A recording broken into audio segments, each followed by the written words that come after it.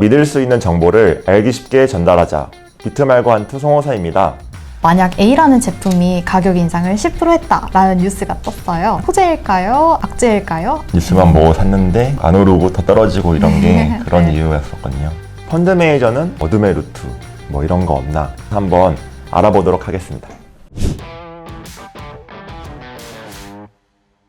안녕하세요. 믿을 수 있는 정보를 알기 쉽게 전달하자. 비트말고 한투 송호사입니다. 네, 오늘은 펀드 매니저가 정보를 어디서 얻을까요?에 관한 주제로 찾아왔습니다. 펀드 매니저는 뭐 어둠의 루트 이런 거 없나에 대해서 한번 알아보도록 하겠습니다.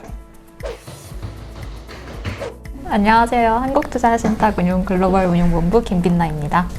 네, 대리님이 예전에 리서치 업무도 하셨다고 들었는데 오늘 정보 많이 부탁드리겠습니다. 단도직입적으로 좀 여쭤보고 싶습니다. 네. 혹시 정보를 어디서 얻으시나요?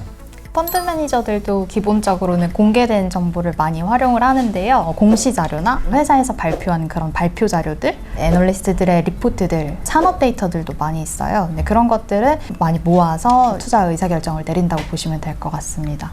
그리고 회계 정보 같은 것도 활용을 하는데 최종적인 수치이기 때문에 그 한 계정 자체가 내포하고 있는 많은 의미들을 분석하고 파악하는 것이 결국에는 이제 우리의 주 업무라고 보시면 될 것 같고, 투자의 정보는 일반 투자자랑 많이 다를 거는 없네요.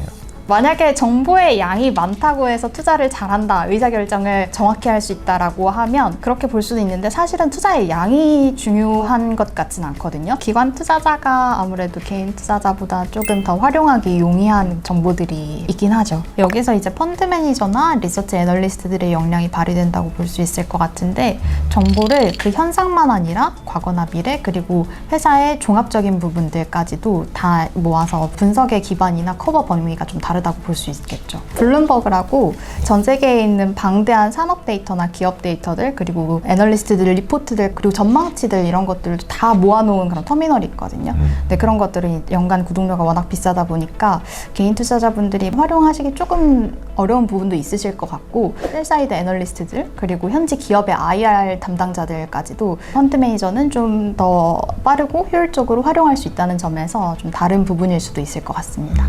기업의 영업 상황 이런 것들을 좀 파악을 하기 위해서 좀 더 적극적으로 시장에 나가본다는 점도 있을 것 같은데요.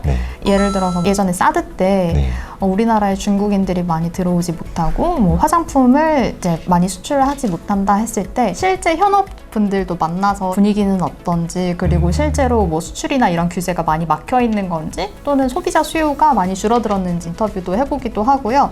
지금 당장 숫자적으로 나오지는 않았지만 좀 발빠르게 움직여서 정보를 취득한 다음에 앞으로의 그런 이익 실적이나 아니면 산업 전망 이런 것들을 할 수 있는 기반이 될 수 있었죠. 그래서 혹시 그게 좋은 결과로 이어졌나요? 네, 그럼요. 도움이 굉장히 많이 됐고요. 펀드 매니저의 입장에서는 어떤 부분들을 명확히 보고 체크해야 되는지를 알고 있기 때문에 도움이 많이 된다고 보시면 될 것 같아요. 제가 역으로 질문 하나 해도 될까요? 네. 주임님은 보통 투자 의사결정하실 때 어떤 정보를 바탕으로 하세요? 저는 약간 좋은 뉴스가 뜨면은 매수하는 편이긴 해요. 네, 많은 분들이 그렇게 투자 의사결정을 내리시기도 할 텐데요. 그런데 주가가 안 오르는 경우도 겪으셨을 것 같아요. 네. 만약 A라는 제품이 가격 인상을 10% 했다라는 뉴스가 떴어요. 그러면 이건 호재일까요? 아니면 악재일까요? 가격이 오르면은 기업의 이익이 또 늘어날 거라고 생각을 해서 가격 인상을 하면은 좋은 뉴스라고 생각하긴 합니다. 정답은 그럴 수도 있고 아닐 수도 있다입니다. A라는 제품을 파는 회사가 가격을 왜 올렸을까요?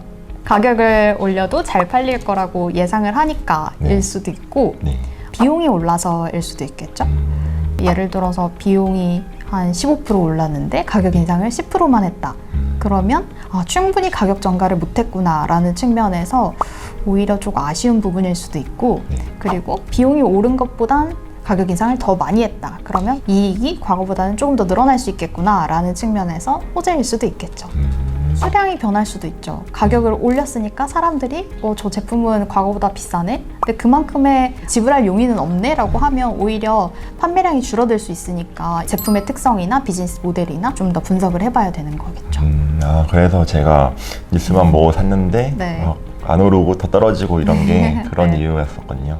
실질적인 임팩이 그렇게 크지 않다거나 주가에 미리 기대감이 선반영되어 있다거나 일회성 요인이 포함되어 있는 어닝 서프라이즈 같은 경우에는 좋아 보이는 뉴스이긴 하지만 실질적으로 주가는 생각했던 방향으로 안 갈 수도 있다라고 보시면 될 것 같습니다. 혹시 대리님이 제일 신뢰하는 그런 네. 지표나 네, 이런 게 있으신지 궁금합니다.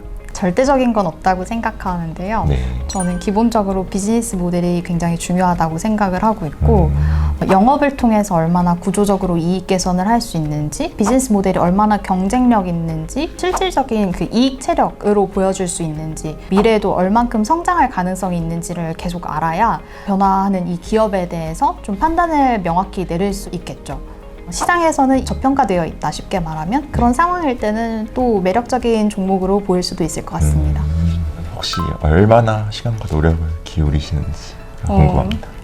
눈 떠 있는 시간이 네. 이 주식에 대한 생각을 많이 하고, 뭐 주식이란 게 저기 멀리 있는 세상의 일이 아니라 지금 내가 살고 있는 이 현실과 앞으로의 미래에 얼마나 더 잘 할 수 있는 기업들을 고르느냐를 판단하는 일이잖아요. 네.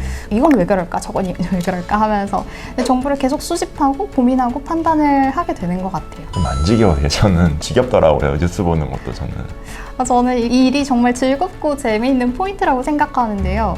어떻게 보면 궁금증을 많이 해소할 수 있고, 그리고 주식이란 게 실시간으로 또 가격도 나오고 네. 정기적으로 이익을 발표하고 그러잖아요. 네. 실제로 숫자로 어떻게 표현이 될 수 있을지 확인해 나가는 과정이라서 되게 재밌다고 생각을 해요. 만약에 이런 것들을 조금 지겹고 너무 어렵다라고 생각하시는 분들은 펀드를 통해서 좀 도움을 받아보시는 것도 좋을 것 같습니다. 오늘 좋은 설명 정말 감사합니다. 펀드 매니저가 어떤 일을 하는지에 대해서도 좀 감이 오는 것 같아요. 그렇다면 정말 다행이네요. 저희 팀이 운용하는 펀드도 많이 사랑해주세요. 김민아 대리님 팀이 운용하는 펀드를 보고 싶으시면 이쪽 오른쪽에서 참고하시면 될 것 같습니다. 그럼 오늘 감사합니다. 네, 감사합니다. 구독과 좋아요 부탁드립니다.